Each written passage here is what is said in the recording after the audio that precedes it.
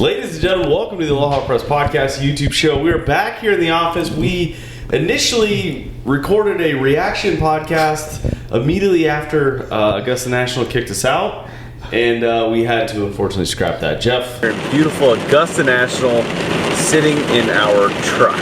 I'm assuming they can hear the rain that's falling on the truck right now, which is the reason we're hanging out here instead of the golf course. I'm not going to say kicked out, but ushered out. I disagree. I feel like we were kicked out. Last day? You've got a few minutes left here in Atlanta, Georgia. Let's start off with the picks for next week. Let's get that out of the way. Well, you talked about the reaction podcast, ladies and gentlemen. This was an hour sitting in the truck in the parking lot after being removed from Augusta National, removed from the Masters, and there was a lot of passion, a lot of anger. So those might be archived away and maybe make an appearance in clips at some point. But as for my pick, it's not changing from yesterday. Okay. And simply for the fact that Tiger Woods is mentoring one man, it almost looks like a little kid to him. Oh, yeah. Holding his hand throughout the golf course in these practice rounds every single day. And I'm going to stick with Justin Thomas. I'm hoping that the wisdom of all of Tiger's 20-plus years playing at the Masters, 5 wins, is going to fucking rub off on him. And I'll go 2 for 2 this year. It's you might. You absolutely might. It's one of those things. So understand, everyone that's listening to the podcast YouTube show, if you've not paid attention to us on social media, you understood that Augusta National did not kick us out, like physically kick us out. They kicked us out in the sense of like, hey, there's lightning and there's a tornado and there's flash floods that are happening in the area and you need to leave now. And so that's why we had to leave early. We tried to see John Daly, but I'm sure we'll get into that later. I'm going with the more I thought about my initial pick, my pull up the old tour guide and rattle off whatever name I wanted. I don't think I'm going to stick with the initial knee-jerk reaction of Will Zalatoris. I think that's just a horrible pick. I think that's a pretty good idea to make a change. He's not joking. He had the little guide they gave us, and he just simply started flipping through the pages like you would a dictionary. Yeah. And he settled on a name that started with a Z, I think. And so and there we go. So I'm gonna go with the guy who made some comments about Justin Thomas and Tiger Woods' relationship. I think he's fired up. I think he's more fired up and more motivated than ever. He lost his number 1 spot in the world. I'm taking Jon Rahm. I think he's going to get his first green jacket, and I think he's going to give big middle finger to the rest of the golfing world after, or at least to Justin Thomas. Well, here's the thing. 2 things about when you were telling me about his comments, and you read them to me last night. First off the bat, you think he's being a crybaby. Right? Initially, yeah. You think that, but then it's kind of true. I mean, Tiger's only babying one guy out there. And a lot of these guys, they make the effort, and it's probably tough to get the courage up to go up and ask him for help. And then he just gives you, just trust your hands. It's all about the feel. He gives you just some generic answer. I can see Jon Rahm using that as motivation this week. Yeah, I think he's, I think he's psycho enough to just absolutely, that been boiling inside him. I'm sure there's a few holes in his walls just out of frustration. But Jeff, I mean, reaction to Augusta National, we had some concerning remarks after we were escorted out. What was your overall experience with the golf course itself when you got to see it, walk it as much as we got to? What was your initial reaction? So leaving yesterday, I was extremely disappointed, as were you, Yes. and maybe 100,000 other people that were told to leave. Looking back, I'm glad they did it because there was no joke. Tornado warning started, lightning, thunder, rain that I've never seen before in my life. So the Masters made the right call. But the first takeaway and the thing for me is it's beautiful on TV. You see the condition of the golf course, the trees, the azaleas. It's better in person. I will say that. It's better in person.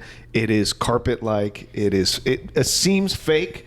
And when you see how many employees they have, you understand why it looks so good. Yeah, it's absolutely it's utter perfection, and it's different in the sense of like Augusta National had to essentially create this beauty, and they got to create it year in and year out, and they got to maintain it.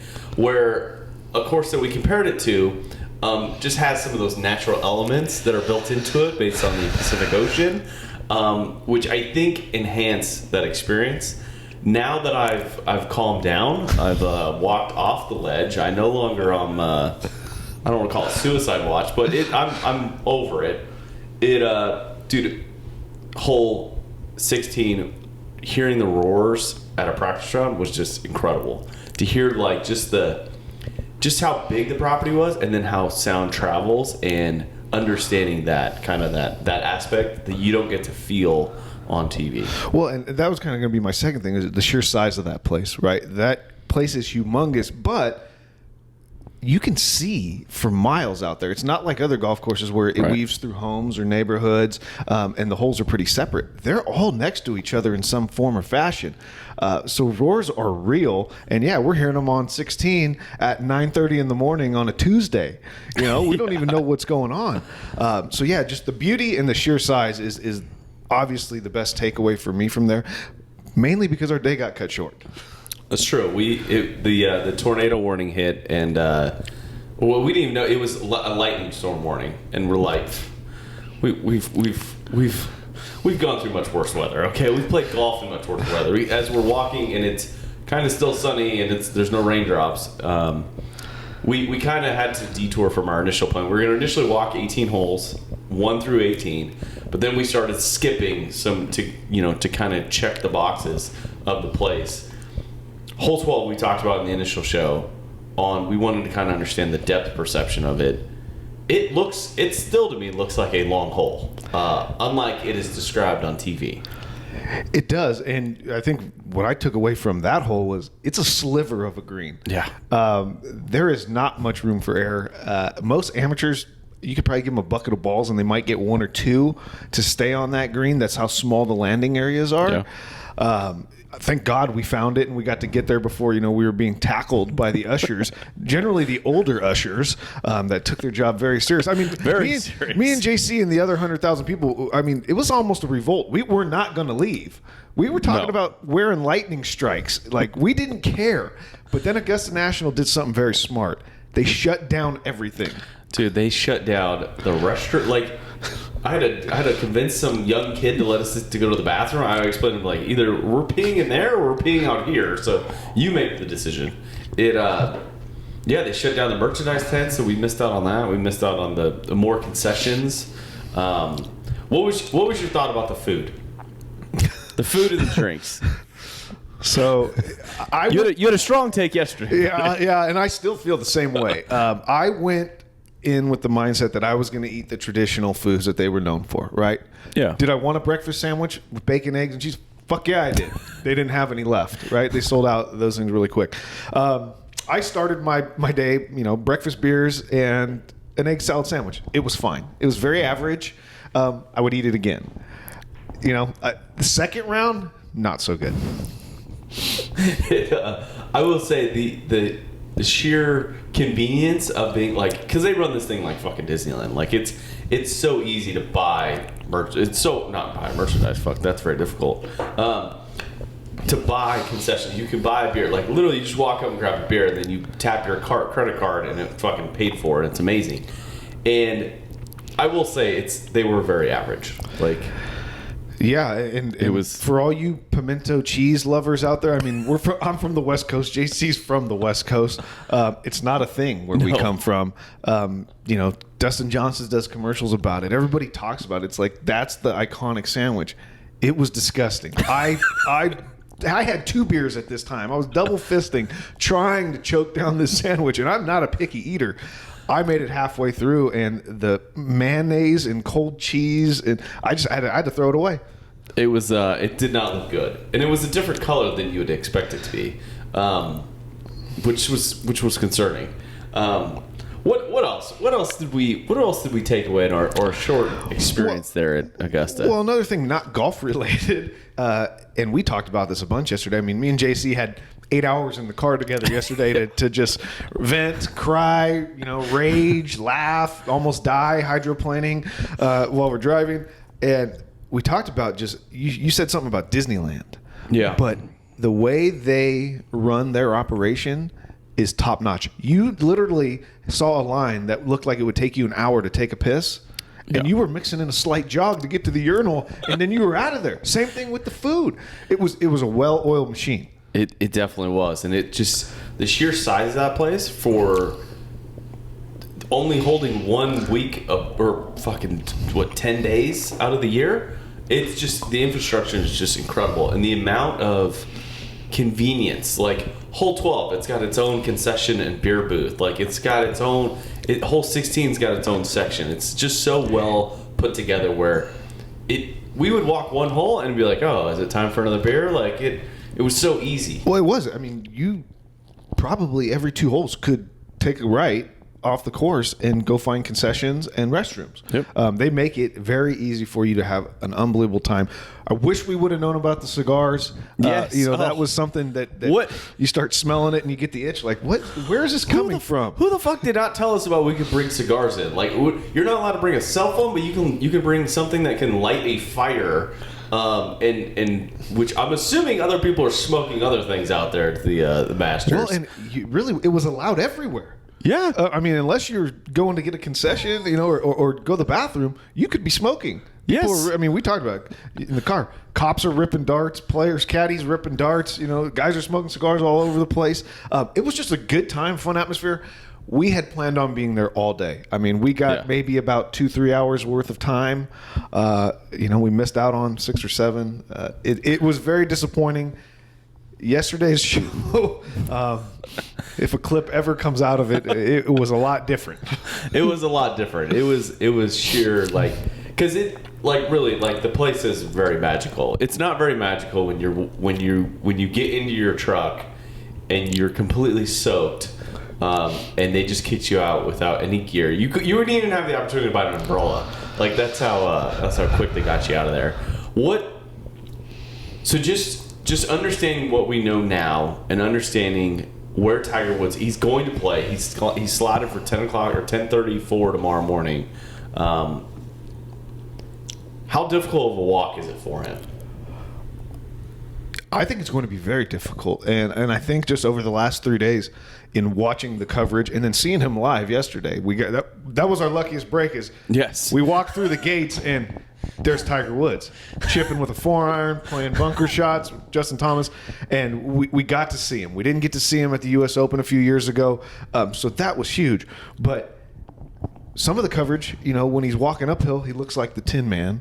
Yeah. Downhill, he's putting all that weight on the left leg to keep it off his right leg when he's going downhill, and the slopes out there are so severe. The TV coverage doesn't do it justice, and it's so long. It's such a big course. I think that's going to be a major factor. I think he's telling the truth when he talks about that's the only issue he's going to have. I was because they always say it's the toughest walk in golf, and you won. These are PGA Tour players, okay? What is the most challenging thing that they've done in their life? Okay, trust me, they've never changed a spare tire. They've never had any real maybe they dented a club or two in their life, but this is a fucking ski slope. It is. You could snowboard down some of these fucking fairways. It was just so.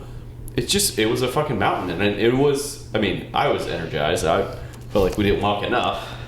Very frustrating, but we got so as we're being ushered out, hole 18. We made it a point to skip through the ropes and the lines, and anyways, we got to hole 18, which I thought was important because on TV it seems like these guys are hitting out shoots. What was your takeaway of just the size of 18? Some of the shoots that we saw, on 13, where they're teeing off from 13, it's not as tough as it would look on TV. 18's for real, though. And every single tree that you see leaning over or hanging up or covering with canopy, they have cables connected to those sons of bitches, so they're going nowhere. No, if they're doing anything, they're making it more difficult for the players because it looks like they have the ability to lower these fucking trees to make the windows even smaller. I was shocked on hole 18 that what's up, buddy? Hi, pal. We're having a guest speaker. It's hi Chase. What's going on, buddy?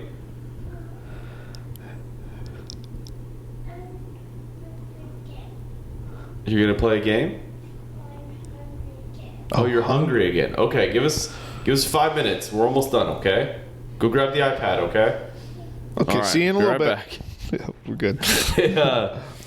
It was, I don't know where it was, but it... Yeah, Talking about the trees. Yeah, the trees. It's, I don't know, dude. That place is incredibly magical. Like, hole 11 was just remarkable. It was cool to see the changes there. It was cool to see 12, 13, that par 5. We talked about it yesterday in the show, and it was one of those things that, like, I didn't realize how much of a fucking 180 degrees that you would have to go around. It's like a horseshoe. Oh, it is. It's a hard hook. And you understand why the guys end up in the pine straw kind of long and straight most of the time, because you got the creek, you got more trees over there. But yeah, we walked it from the green towards the tee, and it took, I don't know, 300-400 yards where you could see the tee box. It's tucked so far back there. So yeah, that one was awesome to see. I really enjoyed just kind of seeing how close tees and greens are. You know, where the grandstands are, where the patrons can walk. But to be honest, you know, it's really cool to go to the practice round because you have that freedom. But I couldn't imagine, like, 2019 Tiger on Sunday. If you're not first or second along the ropes, you're not going to see anything. No. You're going to have to react to the crowd, because we were maybe 3 deep watching Xander and Scotty Scheffler and Cantlay's group. And, you know, you're ducking and dodging just trying to get a glimpse of when they're going to swing. Right. It was, it's one of those things that, like, trust me, if Augusta National called me out and said, hey, we're giving you tickets on Sunday, I'd be like, I will gladly figure it out. I wouldn't be flying out here in 30 minutes. It would be, yes, I agree with you. The one thing that I think Augusta has is kind of cool in the sense of the players and the fans can see so much of what's going on the actual golf course. Like, the holes play within each other. At times we're like, you know, the tee box on 7 is hitting over hole 2's green. So these guys understand, and there's leaderboards everywhere. They know exactly where they're at in the tournament.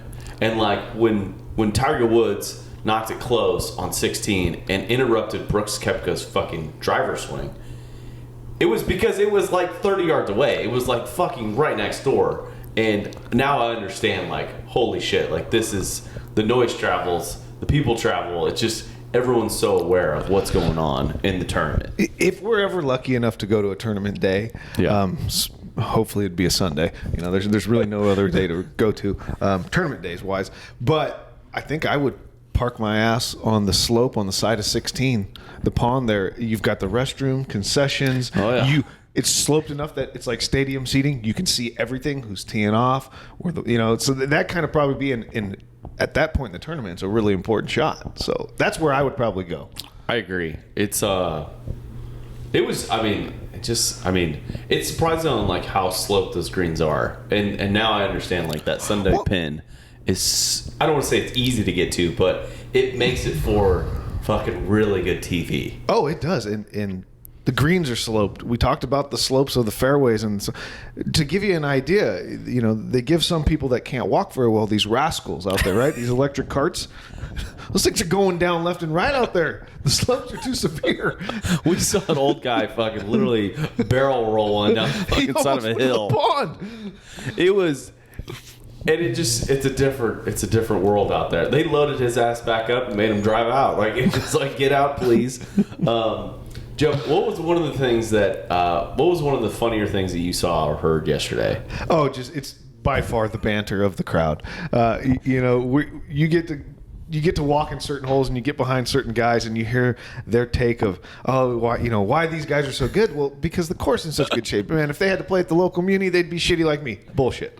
Right? Or, yes. You know, we heard him talking about Jordan Spieth's baby. Just had one. Well, he's like a year old now. You know, they're wondering, talking about Phil. Where's Phil? Why isn't he here? Oh, they told him he couldn't play. No, bullshit. Like, it's complete bullshit. Like, we don't give that great of information on our podcast, but we're a hell of a lot smarter than most of the people that were there yesterday. It just cracked me up, the conversations that you would hear out there. It was just the banter and the talk, and just the false information about golf. All I wanted to do, I didn't want to promote us too much, but I wanted to look and listen, fuckers. Okay, we have a podcast. Like, just listen to it, okay? So you can be well educated when it comes to this golf course. The one thing that shocked me the most is as soon as we walked, or not shocked me, made me laugh.